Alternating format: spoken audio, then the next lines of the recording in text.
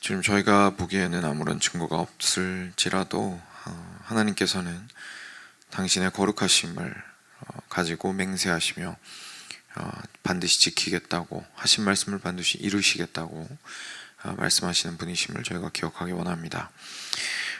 그런 주님을 믿는 것은 참으로 믿으신 주님을 붙드는 것이니 저희에게 항상 평안함과 안식이 있습니다.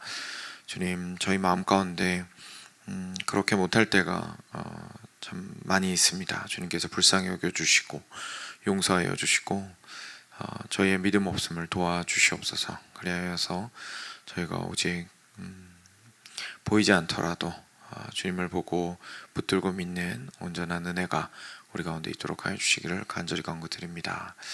사랑하는 주님, 오늘 말씀을 통하여서 당신의 거룩하심을 드러내시고 당신이 어떠하신 분이신지를 보여주셔서 얼마나 주님이 미쁘신 분이신지를 저희로 알게 하여 주시옵소서. 그리하여 주님께 지금은 보이지 않는 것들을 주님을 인하여서 굳게 믿는 믿음을 가지게 되는 이 아침 되도록 하여 주시기를 간절히 간구드립니다. 감사하며 예수 그리스도의 이름으로 기도드렸습니다. 아멘.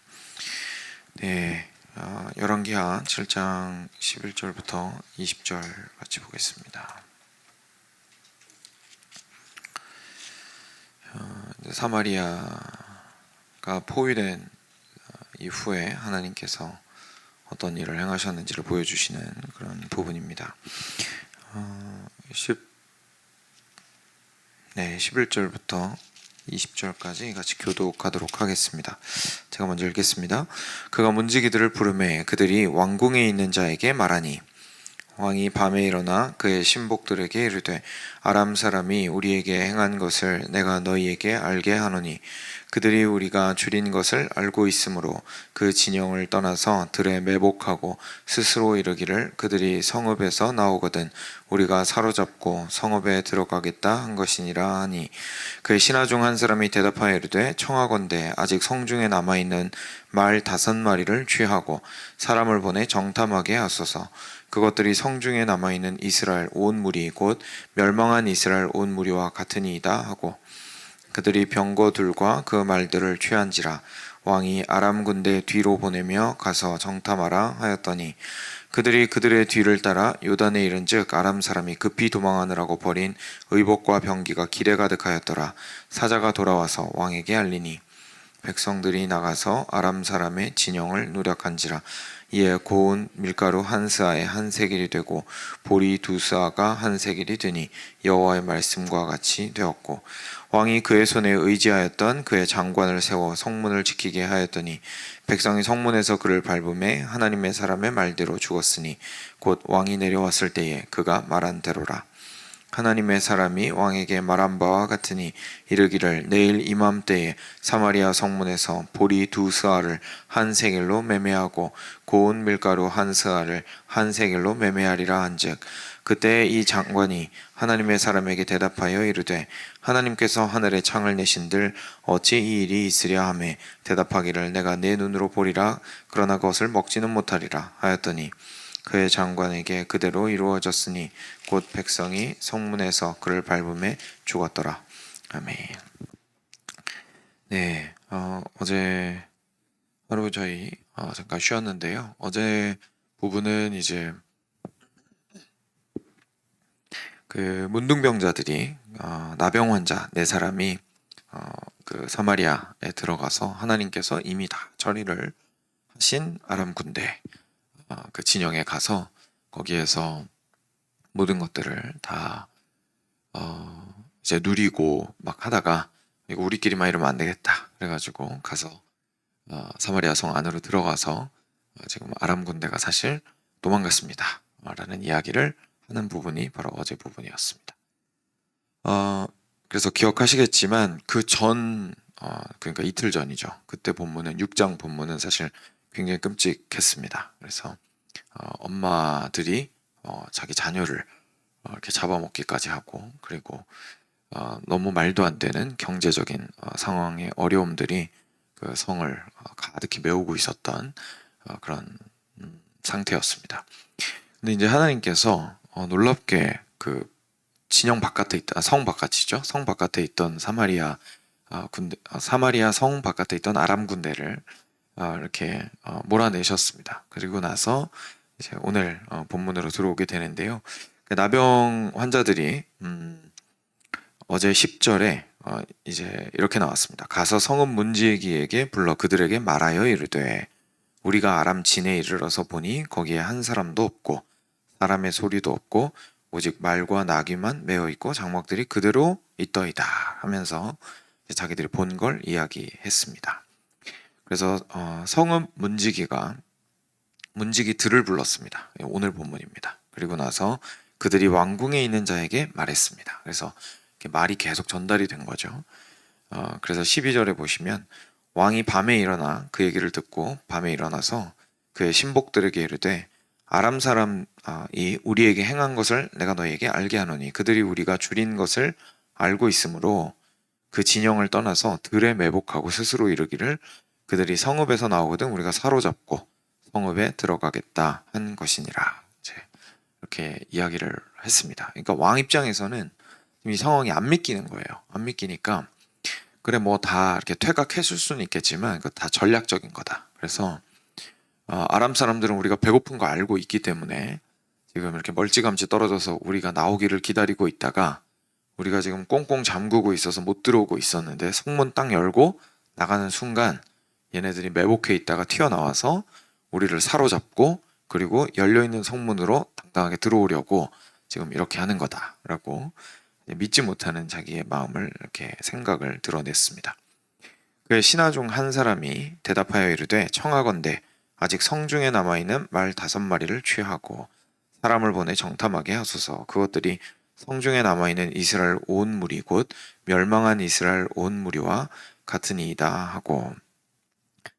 그런데 옆에 있는 그래도 아직 사리분별이 되는 신하들이 남아있었던 것 같습니다. 그래서 그 이야기를 듣더니 왕의 이야기도 사실 일리가 있거든요. 그러니까 그러면 말 5마리 보내서 사람 태워가지고 보내가지고 사실 저희한테 남아있는 게 거의 이 정도밖에 없으니까 이렇게 보내서 바깥에 한번 보고 오게 하죠. 이렇게 이야기를 했습니다.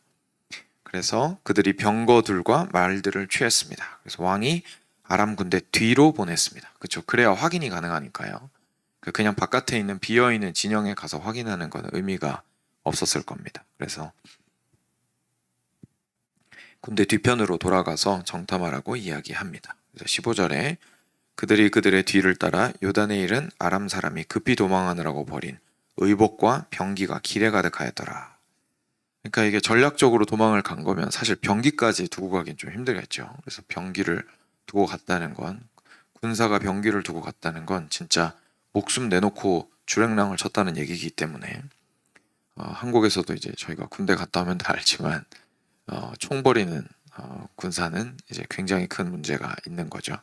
총기는 생명이라고 맨날 복명복창했던 기억이 나는데 그런 상황이었던 겁니다. 그래서 목숨을 내놓을 수밖에 없었던 그런 상황이라는 걸 이제 판단할 수가 있었습니다.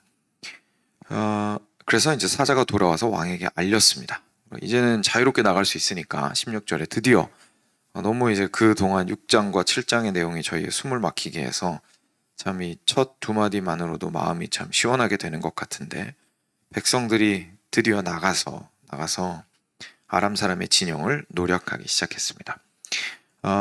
그래서 이제 뭐 순식간에 문제가 해결이 됐습니다. 그래서 성 안에서 그 당나귀 머리 하나에 막 은 엄청난 양으로 팔았어야 했고 비둘기똥 조금에 굉장한 가격에 팔았어야 했던 말도 안 되는 상황이 순식간에 성문이 열리자마자 해결이 되어버렸습니다. 그래서 고운 밀가루 한 스아에 한 세겔이 되고 보리 2스아에 한 세겔이 되면서 굉장히 가격이 떨어지게 되었습니다. 그리고 이걸 성경은 우리한테 명확하게 알려줍니다. 다시 한번 여호와의 말씀과 같이 되었고, 그래서 이게 그냥 뭐 그러려니 할 일이 아니라 하나님께서 말씀하신 바 되로 그대로 이루어졌더라라고 성경이 우리한테 증언해주고 있습니다. 그리고 그때 잊지 않고 이야기하고 있는 게 이제 바로 장관의 이야기입니다. 그때 마침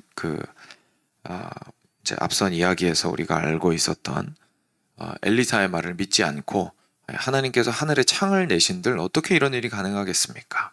라고 했던 그 장관이 이 성문을 지키라는 명을 받고 그 성문을 지키고 있었던 겁니다.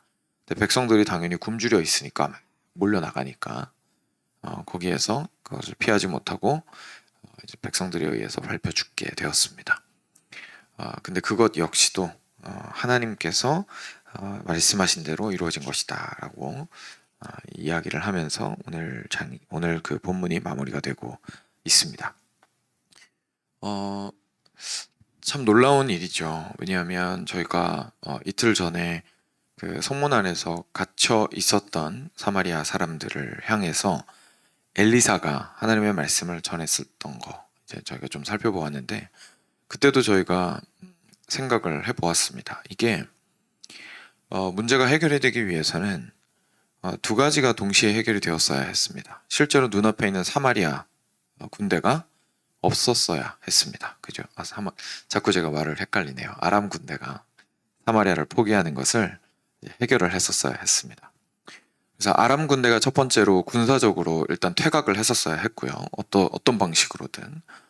근데 그것만 가지고는 해결이 안 돼요. 왜냐하면 하나님께서 뭐라 그러셨냐면 너네가 자유롭게 될 거야. 뭐 이렇게 말씀하신 게 아니라 너네 지금 성 안에 있는 물가가 안정이 될 거야. 이렇게 말씀하셨거든요. 그러니까 두 번째로 또 되어야 하는 문제가 뭐냐면 공급이 되어야 하는 겁니다. 음식이나 이런 물자들이 공급이 안 되면 물가가 떨어질 수가 없잖아요. 그러니까 이 두 가지가 동시에 해결이 되어야 되는 문제니까 눈앞에 있는 위험도 없어지고 지금 성 안에 필요한 물자가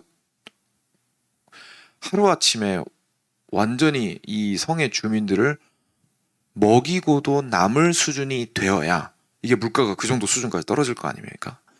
근데 그 두 가지가 동시에 해결이 되어야 되니까 당연히 사람 입장에서는 이게 믿기지가 않는 거죠. 근데 하나님께서 놀랍게 그 두 가지를 해결을 하신 것을 저희가 보게 됩니다. 심지어 알지 못할 때에 마치 사람 같은 경우에는 생색이라도 내야 돼서 그죠?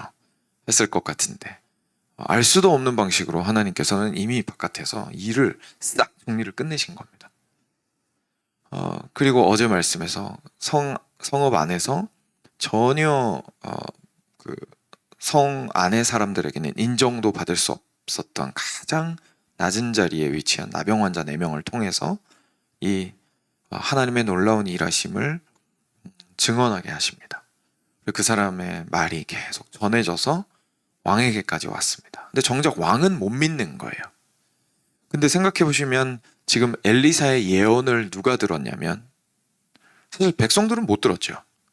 그죠? 왕이랑 왕 주변에 있는 사람만 엘리사 만나서 엘리사의 예언을 들었습니다.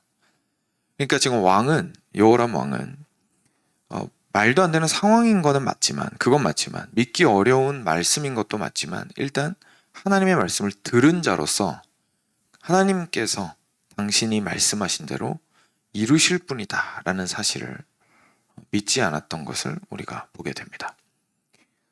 그리고 나서 저희가 그 왕에 대한 책망이 가장 선명하게 이제 드러난 것이 결국 그 부하 장관에게 일어난 일이죠. 그 부하 장관은 이제 대놓고 하나님은 창을 여셔도 이런 일을 하실 수 없습니다 라고 거의 하나님을 대적하는 것에 가까운 말을 했었습니다. 그러니까 이런 사람에게 하나님께서는 실제로 그 광경을 보여주셨지만 함께하지는 못하고 그 군중에 의해서 밟혀 죽음으로써 최후를 맞이하게 하심으로 사실상 이제 왕을 치시진 않았지만 그 왕을 포함한 엘리사의 그 하나님의 말씀을 믿지 않았던 모든 사람을 굉장히 크게 책망하시는 것을 저희가 보게 됩니다. 그러나 여러분 저희가 살아가면서 그런 문제들이 있는 것 같습니다. 그러니까 이렇게 어려운 문제들이 있고요. 이건 어려운 문제가 아니라 불가능한 문제라고 느껴지는 것들이 있는 것 같습니다. 좀 차원이 다른 문제죠. 어렵다라는 것은 그래도 어느 정도의 해결책이 있는 문제들이죠. 그래서 보면 그래도 어느 정도 빈틈이 보이는 거예요. 그래서 그 빈틈으로 이제 어떻게든 이 해결책을 비집고 들어갈 수가 있을 것 같습니다. 성벽이라고 생각이 되면 아무리 단단한 벽이어도 벽돌 한두 군데는 구멍이 뚫려 있는 것 같아서 그쪽으로 뭐라도 좀 해보면 되지 않을까라는 생각이 되게 됩니다. 차문 키 안에 넣고 잠궈도 그래서 밖에서 보면은 이게 난공불락처럼 보여도 그래도 뭐 어떻게든 그죠?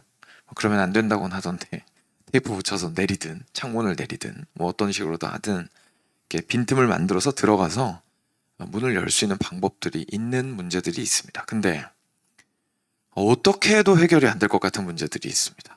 문제가 너무 클 때에 일단 그런 것 같고요. 문제가 너무 클 때에 그런 것 같고요. 그래서 나의 능력으로 또는 내가 동원할 수 있는 능력으로는 이건 뭐 도저히 어떻게든 어떻게 해결이 안 될 것 같은 거죠.